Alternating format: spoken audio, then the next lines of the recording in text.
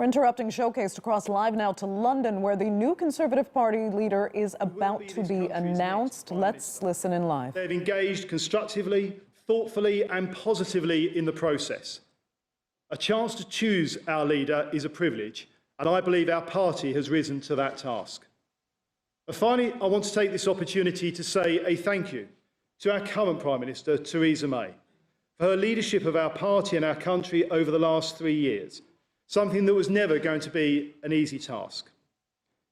And it is now paramount that we come together, that we unite as a party for our country, to deliver in the national interest, to get behind our new leader and our next Prime Minister, to deliver on the result of the referendum and to deliver for the whole of the United Kingdom. And we are a party that does that best when we are united. And that's a party that will be led by one of our two fantastic candidates that we have seen out on the roads over the last few weeks. Ladies and gentlemen, please welcome Jeremy Hunt and Boris Johnson.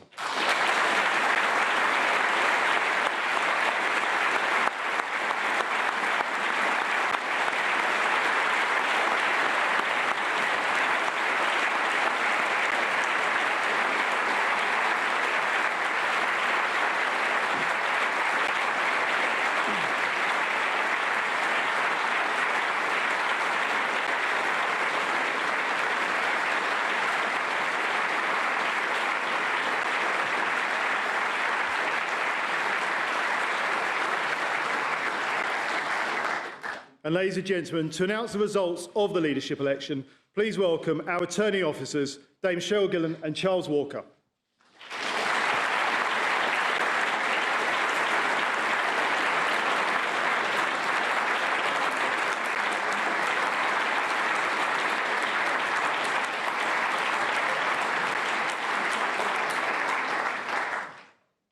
Well, thank you, Brandon. Can I thank you and your team at Conservative Central Office for doing a fantastic job. It's been a team effort and shown the Conservative family at its best. And if I could make one plea as a backbencher, can we be kinder to the next Prime Minister than we've been to the current Prime Minister?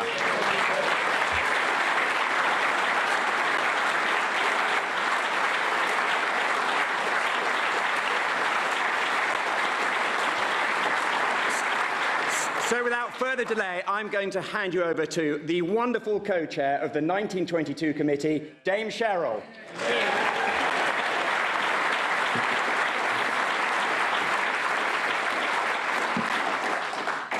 Thank you very much, Charles.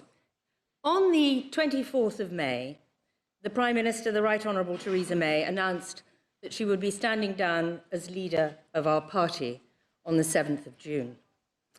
And over the past 46 days, the 1922 committee organised 5 ballots of members of Parliament and then worked with the party chairman and the electoral reform services to present the final 2 candidates, so all qualifying members of the Conservative and Unionist Party could vote for our new leader.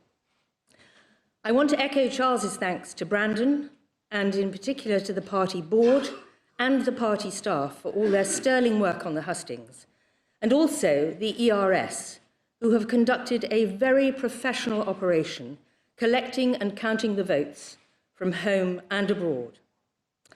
And also the 1922 executive, especially my co-chairman, Charles Walker, with whom it has been a pleasure to work, and at least we have brought equality to the top of the 1922 committee. Gender balance is important. And the officers of the 1922 committee, Sir Geoffrey Clifton Brown, Bob Blackman and Nigel Evans, all together here today, and our own parliamentary staff who have given up their spare time to help conduct what I believe has been a very successful election.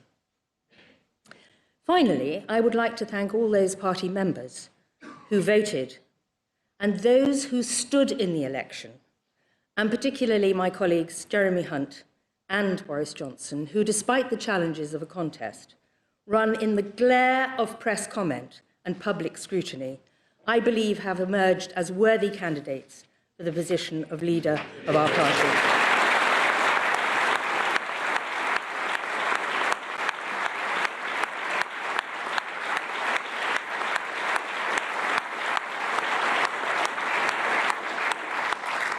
Now, I think you've all been waiting long enough, but in the honoured tradition, I'm going to ask my beautiful assistant to hand me the envelope for the announcement. It's called teamwork.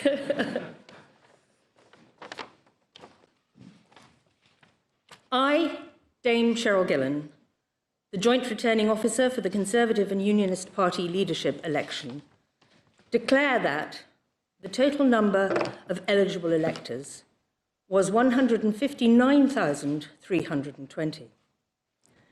The turnout in the election was 87.4%. The total number of ballot papers rejected was 509. And the total number of votes given to each candidate was as follows. Jeremy Hunt, 46,656. Boris Johnson, 92,153. And therefore, I give notice that Boris Johnson is elected as the leader of the Conservative and Unionist Party.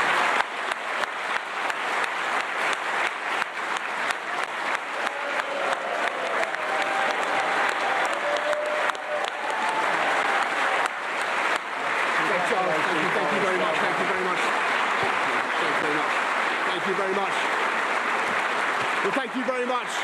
Good morning, everybody. Thank you. Thank you, everybody. Thank you, Cheryl. Thank you, everybody. Good morning. Okay, right. Thank you so much. Thank you, Cheryl. Thank you, Charles. Thank you very much, Brandon, for a fantastically well-organised campaign. I think it did a lot of credit, as Brandon has just said, to our party, to our values, and to our ideals. But I want to begin by thanking my opponent, Jeremy, by common consent, an absolutely formidable campaigner and a great leader and a great politician. Jeremy, in the course of 20 hustings, 20 hustings or hustings-style events, it was more than 3,000 miles, by the way, it was about 7,000 miles that we did crisscrossing the country. You've been friendly, you've been good-natured, you've been a font of excellent ideas, all of which I propose to steal forthwith. And above all, I want to thank our outgoing leader, Theresa May, for her extraordinary service to this party and to this country. It was a privilege.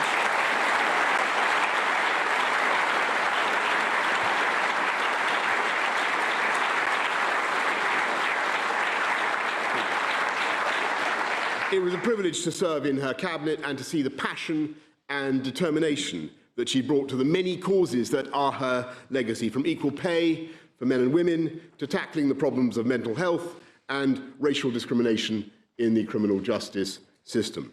Thank you, Theresa. Thank you. And I want to thank all of you here today, and obviously everybody in the Conservative Party, for your hard work, for your campaigning, for your public spirit, and obviously for the extraordinary honour and privilege that you have just conferred on me. And I know that there will be people around the place who will question the wisdom of your decision. And there may even be some people here who still wonder quite what they have done. And I would just point out to you that, of course, no one party, no one person has a monopoly of wisdom.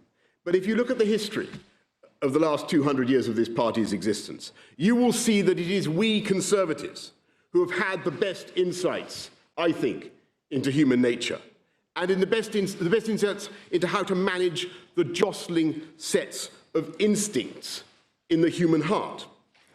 And time and again, it is to us that the people of this country have turned to get that balance right between the instincts to own your own house, your own home, to earn and spend your own money, to look after your own family, good instincts, proper instincts, noble instincts, and the equally noble instinct to share and to give everyone a fair chance in life, and to look after the poorest and the neediest, and to build a great society.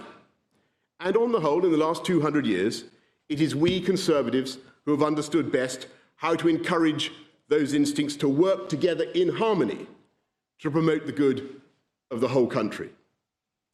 And today, at this pivotal moment in our history, we again have to reconcile two sets of instincts, two noble sets of instincts, between the deep desire for friendship and free trade and mutual support in security and defence between Britain and our European partners, and the simultaneous desire, equally deep and heartfelt, for democratic self-government in this country.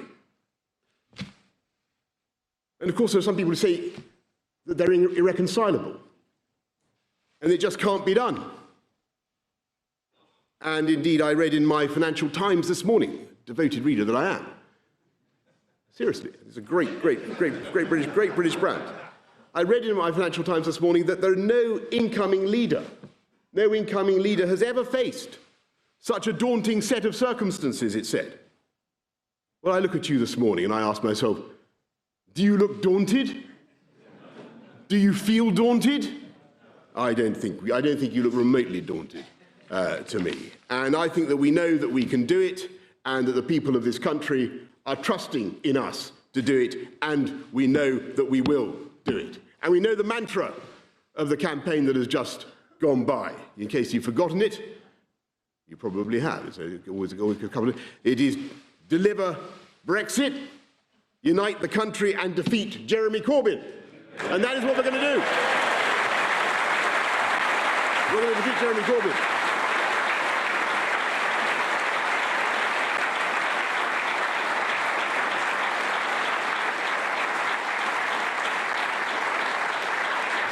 I know some wag has already pointed out that deliver, unite and defeat was not the perfect acronym for an election campaign, since unfortunately it spells dud.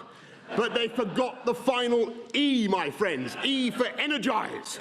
And I say to all the doubters, dude, we are going to energize the country. We're going to get Brexit done on October the 31st. We're going to take advantage of all the opportunities that it will bring in a new spirit of can-do.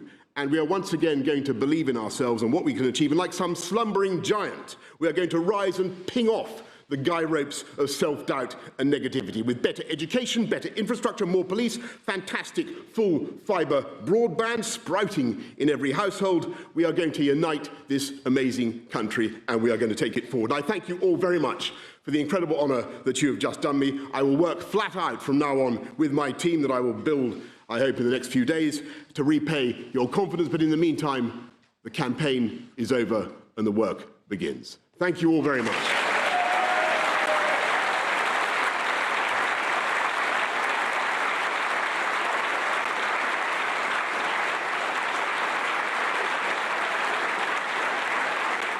And there you have it, the UK's new Prime Minister, Boris Johnson, speaking there.